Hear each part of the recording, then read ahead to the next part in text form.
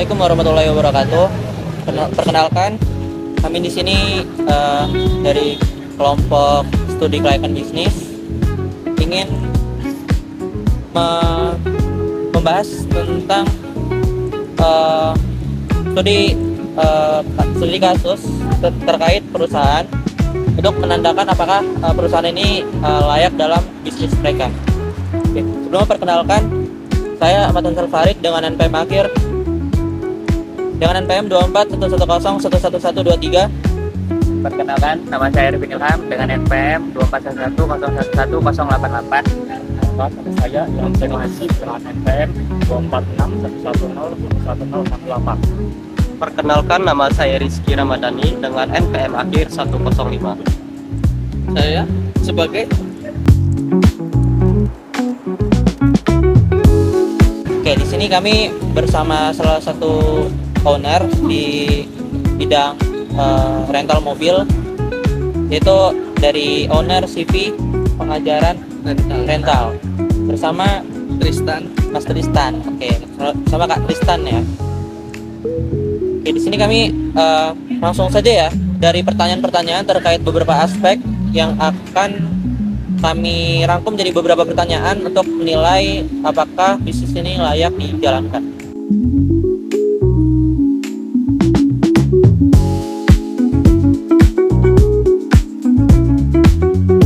Oke, dari yang pertama silahkan review dulu. Jadi bisa nggak Mas untuk nyeritain gimana awal mula usaha ini berdiri? Sebenarnya saya mendirikan usaha ini di awalnya itu cuma iseng-iseng aja. Saya punya modal satu mobil, itu mobil orang rumah, dan kebetulan jalan, alhamdulillah sering berjalannya waktu saya nabung uang. Hasil dari tabungan itu untuk membeli mobil DP, kita tabung lagi dengan sirkulasi perputarannya bisa dibilang apa ya, bisa dibilang cepat lah di rental ini, karena harga dari sewa mobil ini ya lumayan bisa dibilang besar. Jadi awalnya iseng, gak berseberapa niat. Kalau orang niat kan biasanya kan apa ya, dia terlalu menggebu-gebu kan. Kalau nggak, saya santai.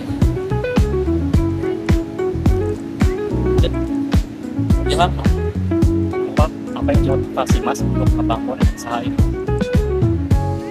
Motivasi saya karena di dalam sumber daya manusia kita ini, orang memakai mobil itu dia nggak setiap hari. Jadi gini, misal ada orang yang mau jalan-jalan ke pantai nih, dia nggak punya mobil, nggak mungkin dong dia mobil dulu lah ke pantai gitu kan, mesti dia sewa mobil. Jadi apa ya, saya juga bergerak di sini karena ini usaha yang memenuhi kebutuhan SDM kita. Jadi ya bisa dibilang nggak akan mungkin putus lah rental mobil ini, karena dibutuhkan, bukan untuk gengsi atau apa. Oke Mas, dalam menjalankan bisnis ini Mas, keuntungan dari bisnis ini menurut Mas sudah sesuai belum sama ekspektasi pendapatan yang sudah Mas harapkan di awal? Untuk keuntungan ini sekarang sesuai karena udah berjalannya waktu, brand saya juga semakin dikenal dan banyak juga sponsor-sponsor yang masuk sih gitu. Jadi kita mendukung event-event, salah satu event kayak kemarin Komvaganza dan lain-lain, itu saya termasuk support di situ. Jadi keuntungan ya sudah sesuai, bahkan lebih dari yang saya pikirkan. Iya. oke. Mungkin selanjutnya ke kendala atau resiko ya. Jadi kan dalam bisnis juga ada kendala resiko. Apa sih yang paling sering dihadapi atau yang paling resiko yang paling besar yang menurut? Kendalanya ya, kendalanya itu ada di user sih sebenarnya, konsumen, customer. Jadi ada customer yang misalnya ngeyel atau dia negosiasinya udah terlalu tajam gitu. Jadi kendala kita itu sama apa ya, ada salah satu customer yang pakainya sembrono gitu lah, jadi mobil alami insiden.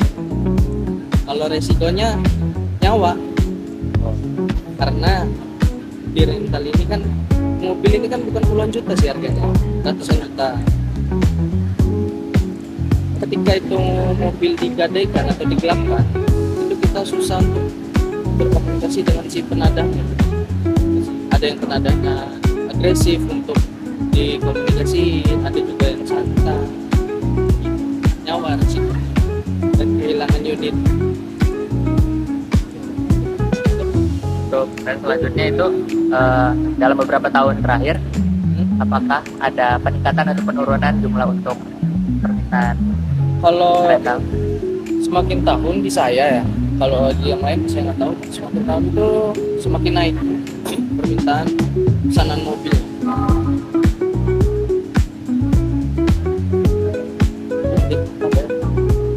Ada pesaing. Saya kompetitor lah ya. Keunggulan masih apa dari pesaing yang lain? Kalau keunggulan saya itu terlalu loyal sama customer saya. Jadi misal ada yang sewa kan hari pertama ini kan 12 jam, saya kasih malam, jadi diambil malam, paginya itu customer gak sibuk lah bukuin saya, jadi pagi tinggal berangkat.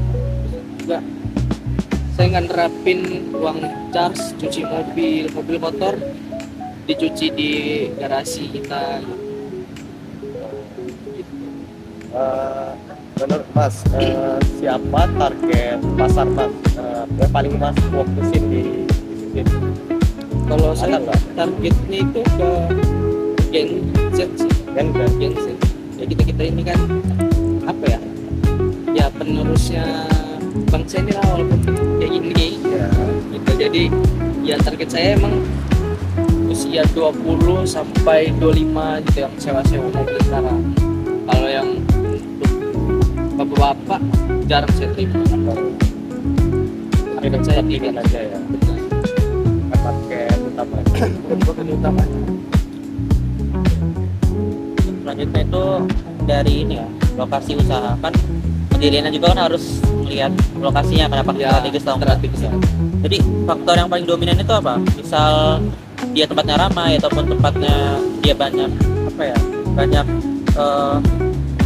tempat-tempat Hotel-hotel. ya, hotel-hotel ya. Kalau tempat rental mobil sih ya, strategis atau tidaknya itu ya tergantung marketnya. Jadi contoh kayak misal di pelosok nih, dia kalau udah ada marketnya dia pasti ketemu mau kemana-mana juga. Jadi apa ya, ada juga yang diantar gitu, jadi dia nggak harus ngambil garasinya, bisa diantar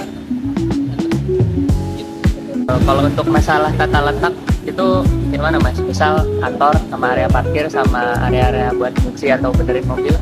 Kalau saya jadi satu, jadi kalau ada apa tanah gitu, dia ada office sama apa namanya, ada tempat-tempat kita rehat segala macam ada di situ, bener mobil juga di situ, jadi satu tempat gitu, nggak bisa.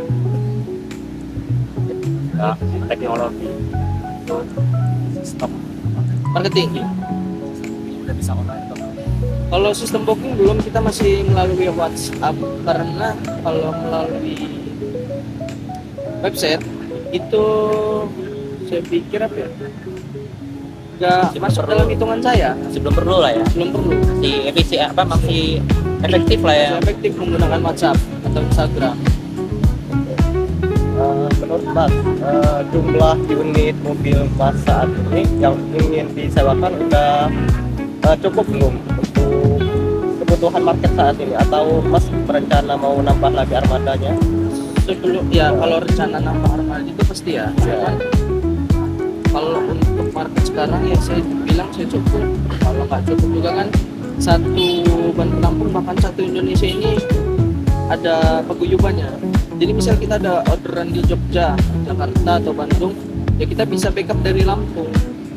Gitu. Jadi nggak harus mobil kita ke Jakarta, mobil kita ke Bandung, kita ke Jogja, itu nggak harus. misal ada teman kita nih, contoh kalian udah kenal saya, kalian jalan-jalan Jogja, bang saya mau mobil dong kayak gini, nanti ada salah satu teman saya antarkan mobil itu ke kalian, jadi kalian tinggal pakai. Selanjutnya ini untuk badan usaha ya. Kan bentuknya ini CV ya. CV mas. Alasan milih CV itu apa? Karena apa ya, kalau kita langsung ke PT itu hitungannya besar. Yang satu kalau kita maaf ngomongnya terjerat kasus, itu harta pribadi pun kena di PT. Kalau di CV kan apa ya, yang menggunakan nama CV itu aja yang kena, kayak misal tanah ataupun unit tersebut itu yang kena. Kita kan nggak tahu nih kedepannya gimana nih. Kita kalau di hidup saya jangan berpikir untuk manis dulu ke depannya, pahit dulu. Saya berpikir pahit, kalau misalnya di depan itu ketemu beneran, jadi nggak kaget. Kalau ketemu manis, enak banget nih, gitu.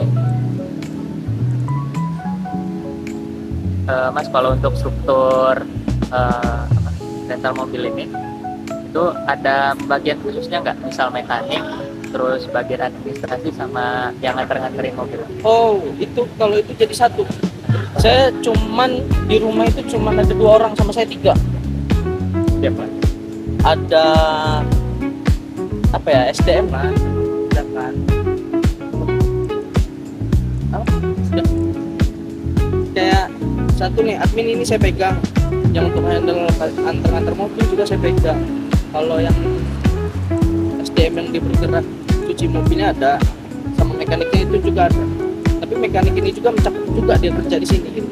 Jadi kalau ada mobil apa-apa, ya saya juga enak turun tangannya dengan bawa mekanik saya.